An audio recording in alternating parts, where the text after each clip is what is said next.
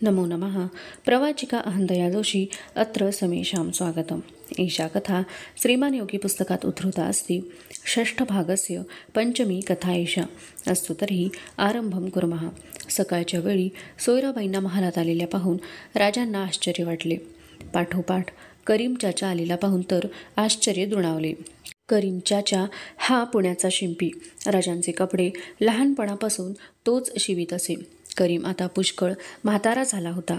करीमने मुजरा करताच राजांनी विचारले, राणीसाहेब हा कुठं सापडला? सापडतो कुठला? अनाजींनी सांगितलं होतं, घोडं पाठवून बोलावून घेतला। बरं केलं, ही जुनी प्रेम करणारी माणसं भेटली म्हणजे बरं वाटतं। काय चाचा, बरं आहे ना? अल्लाच्या कृपेनं सारी बरकत आहे हुजूर। पण राणीसाहेब याला बरं बोलावून घेतलं? राजांनी विचारले। छान, आपण आग्र्याला जाताना सारे चांगले कपडे घेऊन गेलात, येताना कफनी बांधून आलात। महादेव मनोहारी हेच म्हणाली तेव्हा याला बोलावून घेतला। राजांच्या चेहऱ्यावर स्मित झळकले। खरं सांगू राणीसाहेब, ती कफणी होती ना, तीच फार बरी वाटली। अकारण साधत्वाच्या कल्पनेनं अंग पुलकित होई। नसते डोहाळे बोलू नका, सोयराबाई भिवून बोलल्या। राजे मोठ्याने हसले, उभे राहिले। त्यांनी विचारले, शिंपी बोलवलात, पण कापडाचे काय? त्याची नको काळजी। कोठारात कापडाचे ढीग लागलेत, तुम्ही कोठारंसुद्धा पाहिलीत वाटतं। मासाहेबांनी तेच काम लावून दिले। रेशमी भरजरी ठाव उन्हाला घालायचं काम मलाच करावं लागतं, म्हणजे आता दप्तरीसुद्धा हस्तक्षेप झाला तर? सोयराबाई लाजल्या, म्हणाल्या, करीम माप घे बाबा। पण राणीसाहेब, एवढ्या तातडीनं कपडे शिवण्याची आवश्यकता आहे का? साधे कपडे भरपूर आहेत, पण भरजरी? समजलो। राजे क्षणभर उभे राहिले, गंभीर झाले। राणीसाहेब, आता यापुढं कुणाच्या दरबारी आम्हाला उभं राहावं लागेल असं वाटत नाही, आणि जे आमच्या दरबारी येतील त्यांचं आमच्या कपड्यांकडे लक्षही जायचं नाही। करीम, सोयराबाई म्हणाल्या, घे बाबा, आमचं इथं काही चालत नाही। करीम मापे घेत होता। राजे मुकाट्याने उभे होते। मापे घेऊन झाली। राजे म्हणाले, बाळराजांचीही त्यांची काळजी नको, त्यांची मापं घेऊनच वर आलो। ठीक। करीम मुजरा करून निघून गेला। सोयराबाई जाण्यासाठी वळल्या, तोच राजे म्हणाले, चांगला दिवस आहे, मोरोपंतांना आणि बाळाजींना आमच्याकडे पाठवून द्या। जी। सोयराबाईंनी बाळाजी औजींना आणि मोरोपंतांना पाठवले। अनाजीही आले। राजे अनाजींना म्हणाले, अनाजी, तुम्ही पण आलात, बरं झालं। आम्ही आज एक महत्त्वाचं पत्र लिहायचं ठरवलं आहे। कसलं महाराज? मोरोपंत, अनाजी, आम्ही सुटल्यामुळं औरंगजेबाचा आता काय तर्क असेल? आपण परत उठाव कराल असंच कोणालाही वाटेल। अगदी बरोबर, राजे मांडीवर थाप मारीत म्हणाले। पुरंदरच्या तहाबरोबर आमचं राज्य अपुरं बनलं। मोगलाईचे सरदार थोड्याफार शिबंदिनीशी अजून आपल्या मुलखात आहेत। मिर्झाराजे तर परत निघाले। याचवेळी आम्ही उठाव केला तर संतप्त औरंगजेब पुन्हा दक्षिणेत उतरणं कठीण नाही। एकाच वेळी मोगलाई, आदिलशाही आणि कुतुबशाही यांचं वैर आपणाला सोसणार नाही। आपलं राज्य नवं, 2-3 चपेटे खाऊन हलाखिला आलेलं। अशा परिस्थितीत शत्रू मित्र करून घ्यावा, ती उसंत घेऊन बळ वाढवावं, हा एकच उपाय आम्हास दिसतो।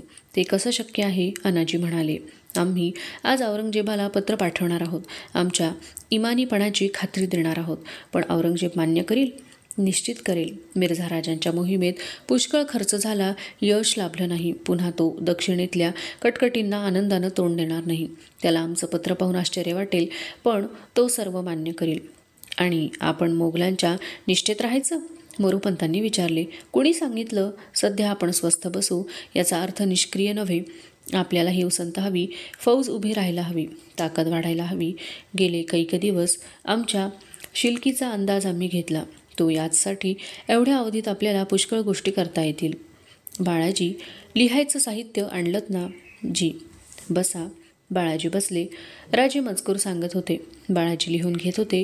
मजकूर तयार होताच राजे म्हणाले, बाळाजी, पत्र सायंकाळी तयार करून आणा, मग शिक्कामोर्तब करून पत्र पाठवून देऊ। जी। बाळाजी उठले आणि बाळराजे महालात आले। राजांच्या जवळ जाऊन ते पाया पडले। राजांनी त्यांच्या केसांवरून हात फिरवला। बाळराजांना जवळ घेत राजांनी विचारले, बाळराजे, आज लवकर मुजऱ्याला आलात? राजांचा हात बाळराजांच्या केसांवरून फिरत होता। केसांचा गार स्पर्श जाणवताच राजे म्हणाले, बाळराजे, मासाहेबांना तुम्ही भेटलेले दिसत नाही। मासाहेब पूजेत होत्या. एकदम वळून बाळराजांनी विचारले, पण आबासाहेब तुम्ही कसं ओळखलं? राजे हसले, म्हणाले, अगदी सोपं होतं. तुम्ही मासाहेबांना भेटला असता तर तुमचे हे ओले केस कोरडे केल्याविना त्यांनी मुळीच सोडलं नसतं. शेवटी आम्हीच दोषी ना. साऱ्यांच्या नजरा त्या शब्दांबरोबर महालाच्या द्वारी वळल्या. जिजामाता आत येत होत्या. राजे चटकन उभे राहिले. बाळराजांसह पुढे होऊन राजांनी जिजाबाईंचे पाय शिवले. औक्षवंत व्हा, जिजाबाई म्हणाल्या. बाळराजे जिजाबाईंना बिलगले. त्यांना जवळ घेत जिजाबाई म्हणाल्या, शिवबा, आज बाळराजे एवढ्या सकाळी स्नान आटोपून तुमच्या दर्शनाला का आले ते त्यांनी सांगितलं नाही वाटतं. बाळराजे म्हणाले, मासाहेब. राजे म्हणाले, छे, आम्हाला काही सांगितलं नाही. कशासाठी आले होते बाळराजे? बाळराजांना मोती हवा, जिजाबाईंनी सांगून टाकले. राजे मोठ्याने हसले. त्या मोकळ्या हसण्याने महाल भरून गेला. राजे मोरोपंतांना म्हणाले, मोरोपंत, हे बरं नाही. पुरंदरचा तह झाला म्हणून एवढी का परिस्थिती बिघडली? एवढी संपदा आम्ही घरी आणून बाळराजांना मोती मिळू नये? बाळराजांना आज रत्न घरात घेऊन जा. त्यांना हवे तेवढे मोती द्या, बस. बाळराजांचे गाल फुगले. आबासाहेब, आम्हाला ते मोती नकोत. मग? तुम्ही आणलेला मोती हवा. राजांना काही समजेना. आम्ही आणलेला? आम्ही समजलो नाही. जिजाबाई हसल्या, म्हणाल्या, बाळराजे, तुमच्याकडे घोडा मागतायत. मोती नावाचा तुमचा पांढरा घोडा आहे म्हणे. परवाच खरीदलात. राजांना सारे समजले. ते बाळराजांकडे पाहत होते. बाळराजे नजर चुकवीत होते. राजांच्या चेहऱ्यावर मिस्किल स्मित झळकले. ते म्हणाले, मासाहेब, बाळराजे आल्यापासून भारीच लाड चालवलेत. मोती आमचा आवडता आहे, तो आम्ही देणार नाही. मासाहेब. बाळराजे जिजाबाईंना म्हणाले, राजे, या पोरापुढं माझं काही चालत नाही. उगीच त्याला चिडवू नका. पुढे होऊन बाळराजांना जवळ घेत राजे म्हणाले, बाळराजे, आम्ही थट्टा केली. भारीच जबरदस्त काम घेऊन आलात. म्हणूनच वशिल्यासाठी मासाहेबही आल्या. या गडबडीत तुमचे केस ओले राहिले. त्यात नवल काय? मग आम्हाला घोडा देणार? न देऊन चालेल कसं? एवढा मोठा वशिला आणलात, नाही म्हणायची काय बिशाद आहे? चला, पागेकडे जाऊ. मासाहेब, बाळराजांना आम्ही मोती देऊन येतो. बाळराजे आनंदले. त्यांनी जिजाबाईंच्याकडे पाहिले. राजांचा हात धरून बाळराजे जात होते. अनाजी, मोरोपंत, वाळाजी यांच्याकडे पाहून राजे म्हणाले, चला, बाळराजांचा हट्ट पुरवू. सारे वाड्याबाहेर आले. थंडीचे दिवस असल्याने सूर्य डोक्यावर येऊनही डोंगराच्या कडेने धुक्याचे पट्टे रेंगाळत होते. ते ऊन सुखावह वाटत होते. चौकी पहाऱ्यांचे मुजरे घेत राजे पागेकडे जात होते. बाळराजे उत्साहाने राजांच्या बरोबर चालत होते. राजे पागेसमोर आले आणि उभे राहिले. त्यांनी रिशालदाराला मोती मोकळा करण्याची आज्ञा दिली. बाळराजे म्हणाले, चला ना, पागेत जाऊ. पागेत कशाला? आपण इथंच उभं राहू. राजे म्हणाले. थोड्याच वेळात मोतीचे खिंकाळणे कानांवर आले. पागेच्या इमारतीकडे साऱ्यांची नजर वळली. पागेच्या प्रवेशद्वारात पांढरा शुभ्र सुलक्षणी मोती उभा होता. क्षणात तो उधळला आणि राजांच्या दिशेने येऊ लागला. त्याची आयाळ मानेवर उडत होती. मोती डवलात जेथे राजे होते तेथे आला. महाराजांचे हात चाटू लागला. महाराज मोतीला थोपटीत होते. सारे कौतुकाने पाहत होते. राजांनी मोतीचे कपाळ खाजविले. मोतीची मान हुंदाडत होती. त्याच्या कपाळावरचे केस उशी घेत होते. राजे कौतुकाने त्या उमद्या जनावराकडे पाहत होते. राजांनी त्याच्या मानेवरून हात फिरवला. राजांनी मानेवर मारलेल्या पोकळ थापेचा आवाज उठला.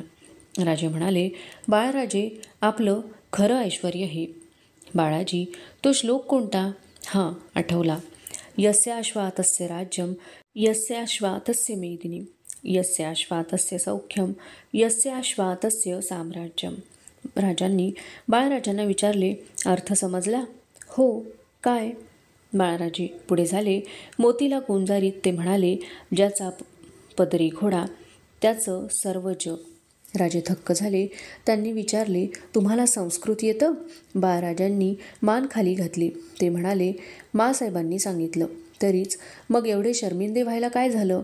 मोरोपंत, जवळजवळ वर्ष फुकट गेलं. राजांना आता शिकवायला हवं. जी, मी शास्त्रींना सांगतो. बाळराजे, तुमच्याच नावाचे आमचे दादा होते. ते तुमच्या वयाचे होते तेव्हा संस्कृत काव्य करीत असत. जाऊ दे बाळराजे, आजपासून हा मोती तुमचा. फार समजूतदार जनावर आहे. किती लवकर यानं आम्हाला माया लावली. बागेत जनावर बांधून आपलं काम होत नाही, त्याला तसंच प्रेम द्यावं लागतं. पाहिलंत ना, आम्हाला पाहताच कसा दौडत आला तो. आम्ही जेव्हा एकटे स्वार असतो तेव्हा आम्ही घोड्याबरोबर बोलतो.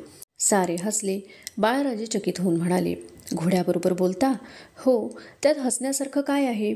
आम्ही खरं तेच सांगतो. मुकं जनावर असलं तरी ते सारं समजू शकतं. शब्द कळले नाहीत तरी त्याला भाव कळतो. मोतीला आम्ही सांभाळलं तसंच तुम्ही सांभाळा. सकाळ संध्याकाळ बागेत चक्कर टाका, त्याला खाऊ घाला, त्याच्याशी बोला, त्याला माया लावा. जनावराचं प्रेम मिळवण्यातही अलौकिक आनंद असतो. त्याचं प्रत्यंतर घ्या. नजीक उभ्या असलेल्या रिलाशदाराला राजे म्हणाले, हणमंत, जनावराला काढणी लावा. घेऊन जा. रिलाशदाराने मोतीला काढणी लावली. त्याने घोड्याला वळविले. राजे म्हणाले, बाळराजे, मोती आता तुमचा झाला. त्याला ते कळायला हवं. तुम्ही त्याला ठाण बंद करून या. रिलाशदाराने बाळराजांच्या हाती काढणी दिली. बाळराजे बागेकडे मोतीला घेऊन जात होते. ते दृश्य पाहून राजांना समाधान वाटत होते. अधुना पंचमभागस्य षष्ठी कथा एषा. देवपूजा आटोपून राजे नेहमीप्रमाणे जिजाबाईंच्या महाली गेले. मासाहेबांच्या जवळ बसलेले संभाजीराजे राजांना पाहताच उठले. राजे हसत जवळ आले. त्यांनी मासाहेबांचे पाय शिवले. जिजाबाईंनी राजांना विचारले, राजे, आज काय गडबड दिसते? आम्हीच आज सर्वांना बोलावून घेतलं आहे. काय बेत ठरवलात? बेत मोठा आहे मासाहेब. विस्कटलेली घडी नीट बसवायला हवी. आपणही चलावं. मी? जिजाबाई म्हणाल्या, आता ह्या राजकारणात यायला हवंच का? मी थकले, आता होत नाही. मासाहेब, असं सारखं म्हणत जाऊ नका. राजे कळवळले. यापुढं नाही म्हणणार. झालं, चला. जिजाबाई उठल्या. त्यांनी संभाजीराजांना हाताशी धरले. चला शंभू बाळ, आपण बसू. राजांच्या पाठोपाठ जिजाबाई शंभूराजांना घेऊन जात होत्या. सदरेवर प्रतापराव, अनाजी, मोरोपंत ह्या मंडळींबरोबरच दर्या सारंग, इब्राहिम खान, दौलत खान, मायनाक ही आरमारची प्रमुख मंडळीही दिसत होती. राजांनी एवढ्या तातडीने का बोलवावे हे कुणालाच कळत नव्हते. सारे कुजबुजत होते. राजांना पाहता साऱ्यांची कुजबूज एकदम थांबली. बैठक उठली. मुजरे झडले. मासाहेबांच्या सहराजे बैठकीवर बसले. संभाजीराजे मासाहेबांच्या नजीक बसले. सारे बसताच मोरोपंत म्हणाले, राजे, आता स्वस्थ बसून किती दिवस चालायचं? काहीतरी चाल करायला हवी. मिर्झा राजांनी परत प्यादी हलवायला सुरुवात केली. मोगलांच्या बंडखोरांना मदत करू नका, असा इशारा त्यांनी दिला. पुणे, सुपे, इंदापूर या राजांच्या खास मुलुखात काहीतरी गडबड करू नये म्हणून जयसिंगाने पक्का बंदोबस्त केला आहे. जयसिंगाची ही चाल साधी असली तरी तिच्याकडे कानाडोळा करून उपयोगी नाही. राजे म्हणाले, मोरोपंत, मिर्झा राजांनी जरी आता हालचाल सुरू केली असली तरी आता ते फार काळ दक्षिणेत राहू शकतील असं आम्हाला वाटत नाही. त्यांच्याकडून आम्हाला त्रास पोहोचणार नाही, हा आमचा तर्क आहे. महाराज, प्रतापराव म्हणाले, ही संधी नामी आहे. आम्ही आज्ञेचीच वाट पाहत आहो. फार झालं आता कौतुक. प्रतापराव, स्वस्थ बसायची का आम्हाला हौस आहे, पण पाठीमागे भक्कम आधार असल्याशिवाय साधं प्यादही पुढं सरकवायला मन कचरतं.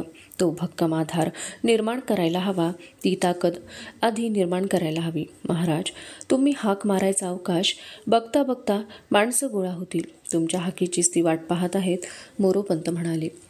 तो आम्हाला विश्वास आहे, राजे म्हणाले. मोरोपंत, ती हाक मारण्याची पाळी येणार नाही, हेही आम्ही जाणतो. राजे क्षणभर थांबले आणि म्हणाले, येताना प्रवासात घडलेली एक गोष्ट आम्हास आठवते. बैराग्याच्या वेशात आम्ही आमच्या प्रदेशात आलो. सायंकाळची वेळ. एका छोट्या गावात कुळवाड्याच्या घरी आमची वस्ती पडली. कुळवाड्याची म्हातारी मनानं थोर होती. म्हातारीनं आम्हाला गरम गरम भात वाढला. पत्रावळीवर वाढलेल्या भातात कालवण वाढलं आणि वाढलेलं कालवण बघता बघता जमिनीवर पसरलं. पानात काही उरलं नाही. आम्ही बघत राहिलो. काही सुचत नव्हतं. म्हातारी आमच्याकडे एकटक नजरेनं बघत होती. हसत ती म्हणाली, अगदी शिवाजी राजाच दिसतोस तू. आश्चर्य न दाखवता आम्ही विचारलं, काय झालं आई? शिवाजीनं काय केलं? अरे बाबा, मुलूख बांधून घेतला नाही, चारी वाटा मोकळ्या. राज्य राहील व्हय?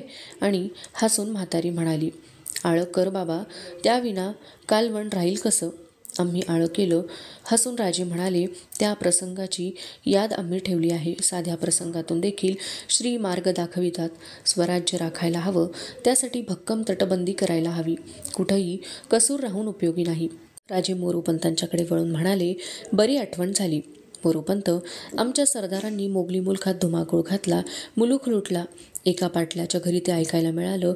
त्याचं घरदार लुटलं. निराजीपंतांना त्यांचा ठिकाणा माहीत आहे, त्यांना विचारून घ्या. आम्ही त्यांना शब्द दिला आहे, त्यांची भरपाई तुरंत पाठवून द्या. जी मोरोपंत म्हणाले, आमच्या कैदेनं अनेक कामं विस्कळीत बनली आहेत. मालवणचा जंजिरा, रायगड यांची कामं तशीच राहिली असतील. ती कामं नाही महाराज, ती कामं चालू आहेत, त्यात खंड पडला नाही. खर्चाची तरतूद महाराज, या दोन्ही कामांची रक्कम आधीच बाजूला काढून ठेवली होती. त्या रकमेला हात लावू दिला नाही मासाहेबांनी. वाह मोरोपंत, आमच्या कठीण प्रसंगात देखील या कामात खंड पडू दिला नाहीत. धन्य. अहो, श्रीचं राज्य श्री करवितात हे आम्हाला वाटतं, ते याचमुळं. राजे थांबले. सर्वांवरून नजर टाकून त्यांनी बोलायला सुरुवात केली. आपल्या फौजेच्या व्यवस्थेची कल्पना राजे सांगत होते. पायदळ, घोडदळ आणि आरमार यांची व्यवस्था समजावित होते. त्यांचं महत्त्व सांगत होते. ते ऐकत असलेल्या मासाहेब म्हणाल्या, राजे, हे याच्या आधीच व्हायला हवं होतं. राज्य उभारणीबरोबर राज्य रक्षणाचा विचार करायला हवा नव्हे, तो प्रथम व्हायला हवा.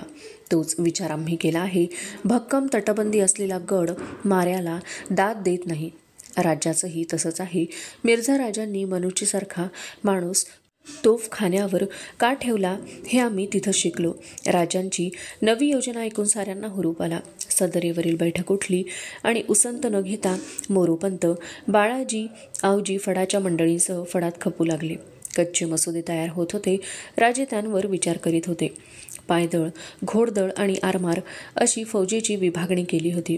पायदळाच्या 10 लोकांवर 1 नाईक, 5 नाईकांवर हवालदार, 3 हवालदारांवर 1 जुमलेदार आणि 10 जुमलेदारांवर 1 हजारी नेमण्यात आला. पायदळाच्या सर्वश्रेष्ठ अधिकाऱ्यास सरनौबत हुद्दा ठरवण्यात आला. घोडदळाचे 2 भाग केले, बारगीर आणि शिलेदार. 25 स्वारांवर 1 हवालदार, 5 हवालदारांवर 1 जुमला, 10 जुमल्यांवर सुभा आणि 10 सुभ्यांवर पंचहजारी. घोडदळाच्या मुख्य सेनापतीस सरनौबत हुद्दा दिला गेला. पायदळ, घोडदळ याचप्रमाणे राजांनी आरमाराची आणि किल्ल्यांची व्यवस्था लावली. फौजेच्या व्यवस्थेबरोबरच राजांनी फौजेचे नियम ठरवून दिले. दसरा होताच फौजेने कूच करावे. 8 महिने परमुलखात पोट भरावे. खंडण्या घ्याव्यात. पावसाच्या सुरुवातीस फौजेने आपला मुलूख जवळ करावा. लष्करात असता कोणीही बायको, बटीक अथवा कलावंटीन जवळ बाळगू नये. तो बाळगील त्याची गर्दन मारली जाईल. लुटीचा माल लपविल त्यास कडक शिक्षा केली जाईल.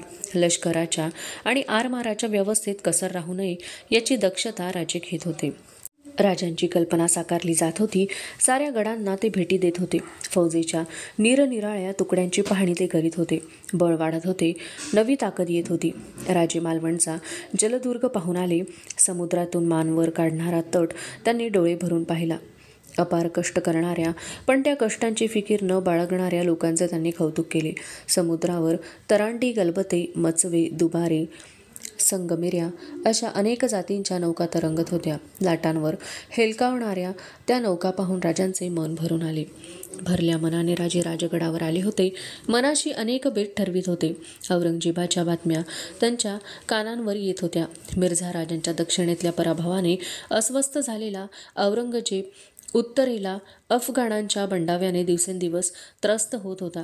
राजांना ती गोष्ट अनुकूल वाटत होती. औरंगजेब आपला तह मान्य करील याचा विश्वास दुणावत होता. संध्याकाळी राजे मोरोपंतांच्यासह गडावर फेरफटका मारून आले होते. राजे महालात जाण्यासाठी वळणार तोच सेवक धावत आला. त्याने बातमी दिली, महाराज रघुनाथपंत आणि त्र्यंबकपंत आले. सायंकाळच्या सोनेरी किरणात राजांचा चेहरा उजळला. त्यांनी पाहिले त्र्यंबकपंत आणि रघुनाथपंत येत होते. राजांनी क्षणात त्यांना डोळे भरून पाहिले. त्यांच्या रूपात कितीतरी बदल पडला होता. न सांगताही औरंगजेबाने केलेला छळ त्यांचा चेहरा सांगत होता. क्षणात राजांचे डोळे भरून आले. पुढे झेपावणारी द्वयी राजे भरल्या डोळ्यात साठवित होते. दोघांनी मुजरे केले. राजांना शब्द फुटत नव्हता. डोळ्यातून ओघळणाऱ्या अश्रूंचे त्यांना भान नव्हते. स्वतःला सावरीत राजे मोरोपंतांना म्हणाले, पंत, उरलेले आमचे 2 मोहरे काळाच्या दाढेतून सुटलेले पाहण्याचं भाग्य लाभत आहे. आम्ही दिलेल्या वचनातून श्रींनी आम्हास मुक्त केलं. रघुनाथपंत, आपण थकला आहात. विश्रांती घ्या. खूप विचारायचं आहे. नंतर बोलू. महाराज, रघुनाथ पंत म्हणाले. एक आनंदाची बातमी. औरंगजेबाने आपला तह मान्य केला. पंत, तुम्हाला आम्ही पाहिलं तेव्हाच आम्ही ते जाणलं. आमच्या मनासारखी गोष्ट घडली, त्यात आम्हाला आनंद आहे. तुम्ही विश्रांती घ्या पंत, राजे डोळ्यांच्या कडापुशीत म्हणाले. आम्ही नंतर खाली येऊ. रात्री जिजाबाईंच्या महालात सारी मंडळी बसली होती. रघुनाथ पंत आणि त्र्यंबक पंत आपली हकीकत सांगत होते. सारे ऐकत होते. औरंगजेबाने पकडून ठेवल्यापासूनची हकीकत रघुनाथ पंत ऐकवित होते. औरंगजेबाने केलेल्या छळांच्या गोष्टी ऐकून साऱ्यांच्या मनाचा थरकाप उडत होता. धर्मांतरासाठी औरंगजेबाने दोघांवर टाकलेले पाश ऐकून साऱ्यांना चीड आली होती. स्वधर्मासाठी प्रत्यक्ष मृत्यूच्या उंबरठ्यातून जायला सिद्ध झालेली द्वयी. साऱ्यांनाच त्यांचा अभिमान वाटला. रघुनाथ पंत म्हणाले. महाराज, आपण मूळ चंदाकडे दिलेली सारी रत्न औरंगजेबाकडे गेली. रत्न? मासाहेबांनी विचारले. मासाहेब, आम्ही आपल्या सुटकेचा विचार करीत असता आमच्या जवळची मौलिक रत्न राजगडावर पोहोचवण्यासाठी मूळचंदाकडे दिली होती. सुरक्षित येतील म्हणून. मग? मासाहेबांनी विचारले. मासाहेब, आम्ही असं ऐकलं मूळचंदानं ती सारी रत्न दक्षिणेत मुनिमाकरवी रवाना केली होती.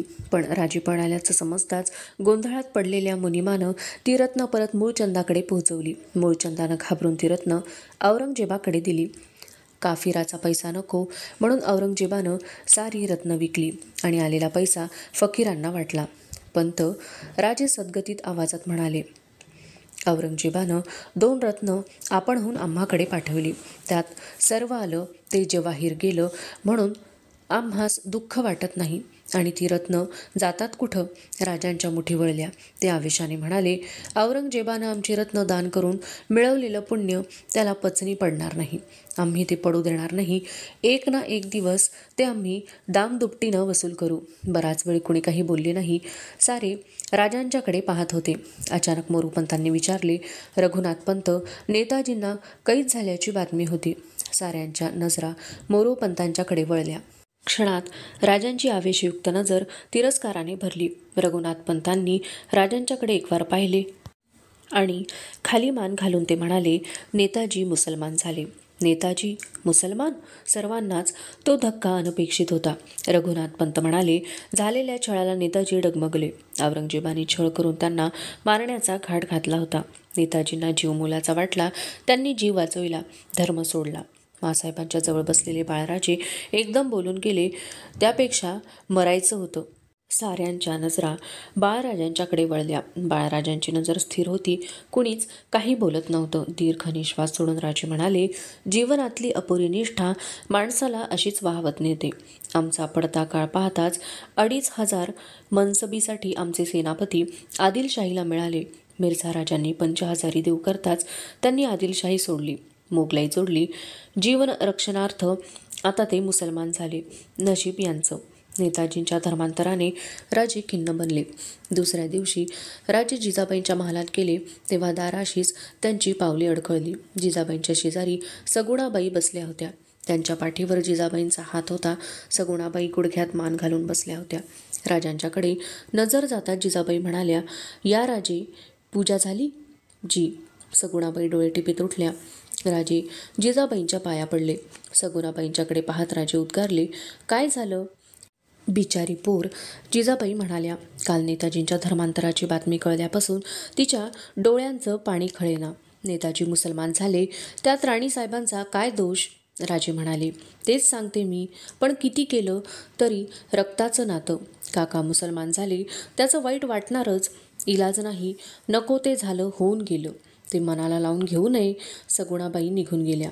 राजे सदरीत जाण्यासाठी वळणार तोच जिजाबाईंनी हाक मारली. राजे जी, नुसतं राज्याकडेच लक्ष देऊन चालत नाही. घराकडेही जरा लक्ष देत जा. आम्ही समजलो नाही. जिजाबाई हसल्या. राजे, हेच काल सगुणाला बोलावून सांगितलं असतं तर तिला बरं वाटलं असतं. पतीच्या शब्दासाठी बायकांचा जीव उतावीळ असतो. राजे, सोयऱ्याला दप्तरी लक्ष द्यायला तुम्ही प्रोत्साहन दिलंत. आज ती सारं पाहते. फडाचे कारकून दबून राहतात. तुमच्या हातांखाली तयार होतात ना, मग त्यात काय आश्चर्य? विषय बदलून जमणार नाही. तुम्ही कौतुक केलं म्हणूनच सोयरा मनापासून कोठी दप्तर पाहू लागली. सगुणा, पुतळा, काशी सारा वाडा पाहतात. आलं गेलं हवं नको बघतात. त्यांचं कौतुक कुणी करायचं? राजे शर्मिंदे झाले. म्हणाले, आम्ही चुकलो, यापुढे तेही करू. जिजाबाईंच्या चेहऱ्यावरचे स्मित पाहायला राजे महाली थांबले नाहीत. अधुना षष्ठभागस्य सप्तमी कथाएषा. औरंगजेबाशी तह झाल्याने राजांना खूप बरे वाटले. राजांच्या मनावरचा एक मोठा ताण उतरला. या तहामुळे राजांना उसंत मिळणार होती. पुरंदरच्या तहामुळे हाती राहिलेल्या मुलखाचा बेशिस्त कोकणचा कारभार सुरळीत लावण्याचे राजांनी ठरविले. राजांनी आपल्या फौजेला नव्या शिस्तीचे स्वरूप दिले होते. तसेच मुलखाची बटाई करून महसुलाची व्यवस्थाही त्यांना आवाक्यात आणायची होती. औरंगजेबाच्या तहामुळे संभाजी राजांना मिळणाऱ्या मनसुबीतून फौजेचा वाढता खर्च निभावता येणे शक्य होते. राजांनी आपल्या मागण्या औरंगजेबाला कळवल्या होत्या. आदिलशाही मुलूक वारंवार होणाऱ्या युद्धामुळे उत्पन्नाच्या दृष्टीने निर्वेध नव्हता. त्यासाठी पुरंदरच्या तहाव्यतिरिक्त राजांनी बादशहाकडे दिलेल्या मुलखातून आणखी 1,00,000 हुनांचे उत्पन्न मिळावे अशी मागणी औरंगजेबाकडे केली होती. औरंगजेबाने ते मान्य केले आणि देशमुखी वसूल करण्याची परवानगी राजांना दिली. औरंगजेबाच्या तहामुळे निश्चिंत होऊन राजांनी कोकण भागाकडे लक्ष द्यायला सुरुवात केली. सैन्याची सर्व व्यवस्था पुरी करून राजे कोकणात जायचा विचार करीत होते आणि त्याचवेळी कोकणातील रांगणा किल्ल्याला आदिलशाही फौजेने वेढा घातल्याची बातमी आली. 1 वर्षांपूर्वी रांगणा राजांच्या हाती आला होता. सुभेदार रावजी पंडितांची रांगण्यावर नेमणूक केली होती. राजे मोगलाईच्या कचाट्यात सापडले आहेत असे पाहून आदिलशाहीने गमावलेला किल्ला परत मिळवण्यासाठी आपली फौज पाठवली होती.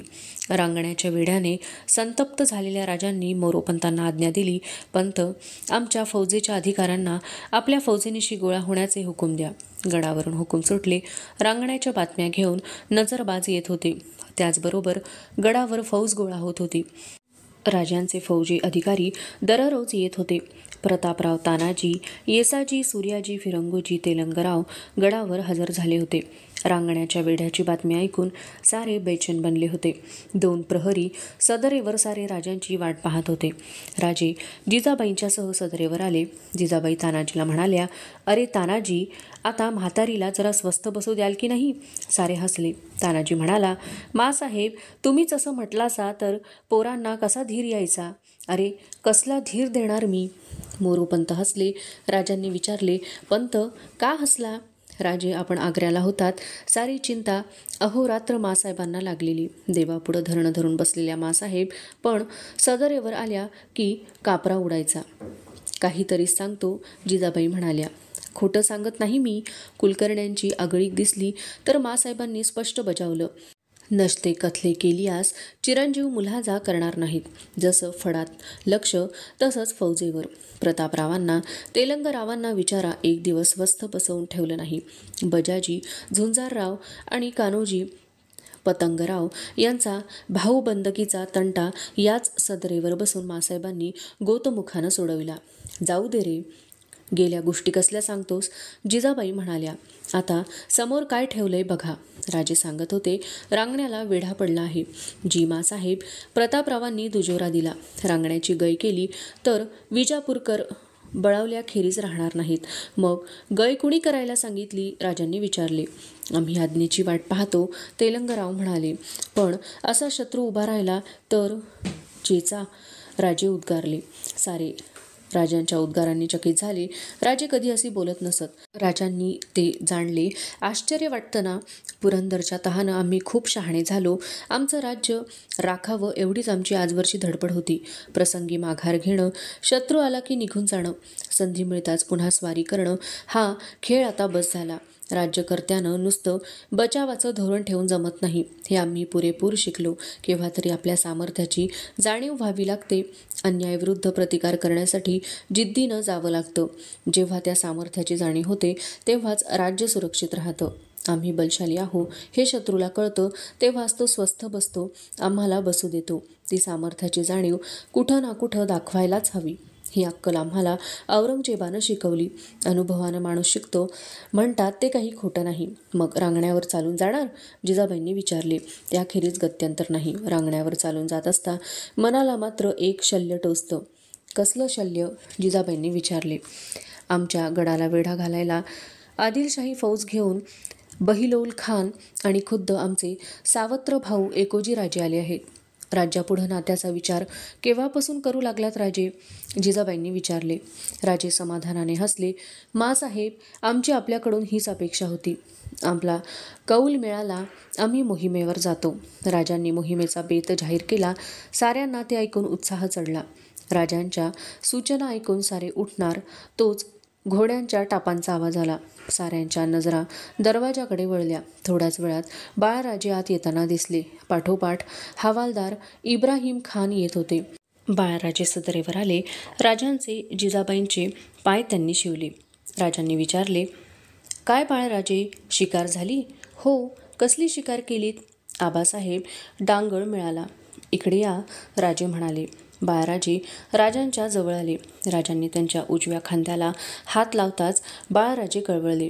इब्राहिम खान म्हणाला, हुजूर, भारी जनावर होतं, त्यामुळं बंदूक दिली. आम्ही ते ओळखलं. बार कुठं लागला? राजांनी वर्मी बार घातला. छाती धरून बसला. इब्राहिम खान अभिमानाने म्हणाला, बाळराजे, आज खांदा चांगला चोळून घ्या. पोकळ बंदूक धरलीत तर जास्त धक्का बसतो. रात्री आम्हाला तुमची शिकार सांगा. साऱ्यांवरून नजर फिरून राजे म्हणाले, बरं झालं आज शिकार आणली ती. बाळराजांना हुरूप चढला.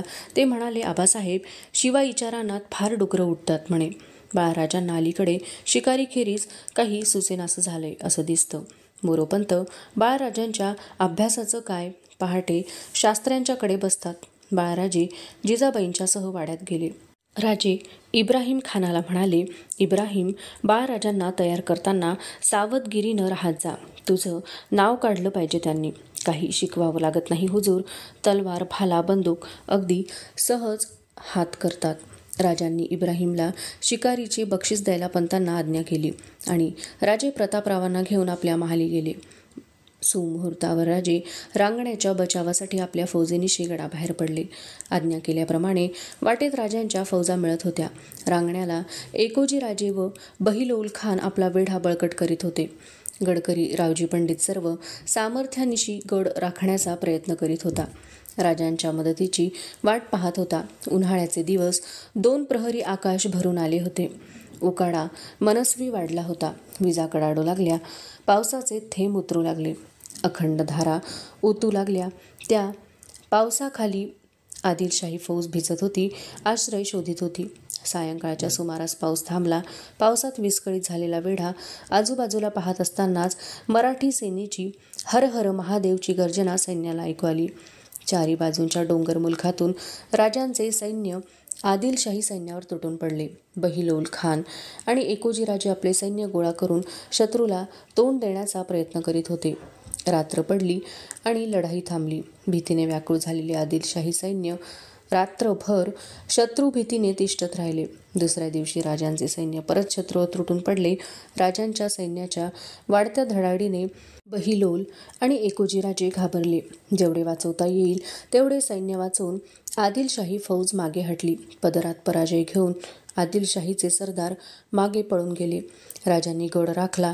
गडाचा बंदोबस्त वाढवून राजे राजगडाकडे माघारी वळले. राजांच्या विजयाची वार्ता आधीच राजगडावर पोहोचली होती. सारे उत्सुकतेने राजांची वाट पाहत होते. राजे आल्याची नौबत झडली. राजे माचीवर आले. मुजरे स्वीकारित राजे सायंकाळच्या वेळी वाड्याच्या दाराशी आले. राजांनी पायांवर पाणी घेतले. राजे दाराशी आले आणि त्यांचे लक्ष दाराशी आलेल्या पुतळाबाईंच्याकडे गेले. त्यांच्या हाती आरती होती. राजांनी विचारले, आणि थोरल्या राणीसाहेब कुठं आहेत? एवढं यश घेऊन आम्ही घरी आलो, त्यांनाही बोलवा ना. सदरेवर उभ्या असलेल्या सोयराबाई पुढं आल्या. राजांच्या चेहऱ्यावरचे हसू पाहून त्यांच्या चेहऱ्यावर स्मित झळकले. त्यांनी राजांच्या कपाळी कुंकुम तिलक लावला. मस्तकावर अक्षता टाकल्या. राजांना ओवाळले. सोयराबाईंच्या नंतर चौघींचे ओवाळणे घेऊन राजे वाड्यात प्रवेश करते झाले. रात्री सोयराबाई राजांच्या महाली आल्या तेव्हा राजे त्यांची वाट पाहत होते. राजे बैठकीवर बसले होते. सोयराबाईंनी विचारले, झोपला नाहीत? आम्ही तुमची वाट पाहत होतो. करणार काय? मोहिमे इतकं का ते सोपं आहे? काय मनात येईल तेव्हा तुम्हाला महाली आणणं? चला काहीतरीच. सोयराबाई लाजून म्हणाल्या, ओवाळ्याच्या वेळी देखील असंच बोलतात. 4 चौघात लाजल्यासारखं झालं. मग काय करणार? आम्ही घरी आलो आणि राणीसाहेबांचा पत्ता नाही. तर कुणाला तरी खरंच वाटेल आपण विसरला असाल, पण आम्ही विसरलो नाही. काय तह करून वाड्यात आलात. धाकट्या राणीसाहेब रिवाजाप्रमाणे ओवाळायला आल्या. सरळ आरतीचं तबक बाजूला सारून गेलात. केवढं रागवणं झालं होतं. अपमान त्यांचा झाला असेल, राग मात्र तुम्हाला आला. आज त्याचंच समाधान वाटत आहे. पण वाटलंच आम्हाला. राजे हसत उठले. सोयराबाईंच्या जवळ येत ते म्हणाले, राणीसाहेब, तो दोष आमचा नव्हता, परिस्थितीचा होता. आम्हालाही त्याची जाणीव होती. म्हणूनच आज आम्ही तुम्हाला बोलवलं. खरं, अगदी खरं.